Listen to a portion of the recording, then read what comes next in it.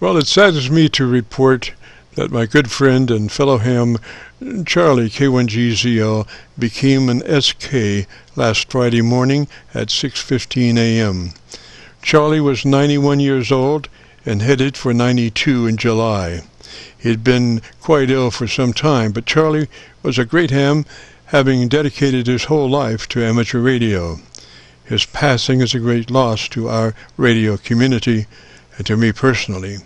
The term SK rings much deeper now that it's associated with K1GZL.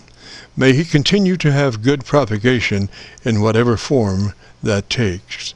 I first met Charlie back in October of 2018, and in our first conversation he talked about working for the American Radio Relay League, better known as the ARRL, back in 1951.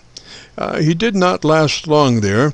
It had something to do with putting up the wrong code practice tape, which was broadcast around the world. The problem was it was running at a much higher speed than announced. It was near triple what was supposed to be, but Charlie had already left the building and only learned about it later after many unhappy code copiers could not copy the code transmission for that evening. But then nobody's perfect and we all make mistakes, and Charlie would laugh about it later, saying, "Well, what do you expect from a phone guy?" Charlie's amateur radio career dates back to 1948, when he was just a lad with his dad. His father was a ham radio operator also, and helped Charlie along the way. There was a large map of the world in his father's radio shack, and it was covered with thumbtacks that represented radio contacts that they had made around the world. And I'm sure that played a major part in Charlie's love for DXing. Part of Charlie's ham radio career included running phone patches to folks up in the cold Arctic Circle.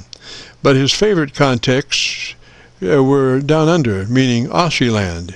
And if it wasn't Australia, it was Tasmania. And sometimes these contacts were made with as little as 84 milliwatts for a 10,000-mile trip.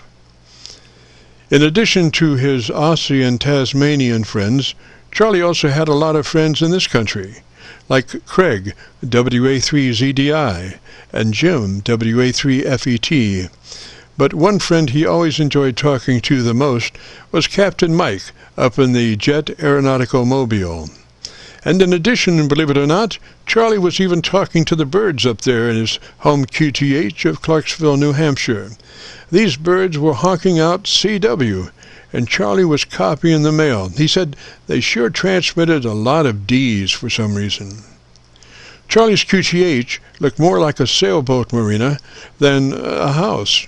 What with all those kinds of antennas that he was working on, indeed, he was an antenna specialist, an antenna master. But how he maintained all those antennas is a story within itself. Well, all said and done, I will greatly miss Charlie K1GZL, and it was always a pleasure when he joined me in opening up our Qso-Vlog network.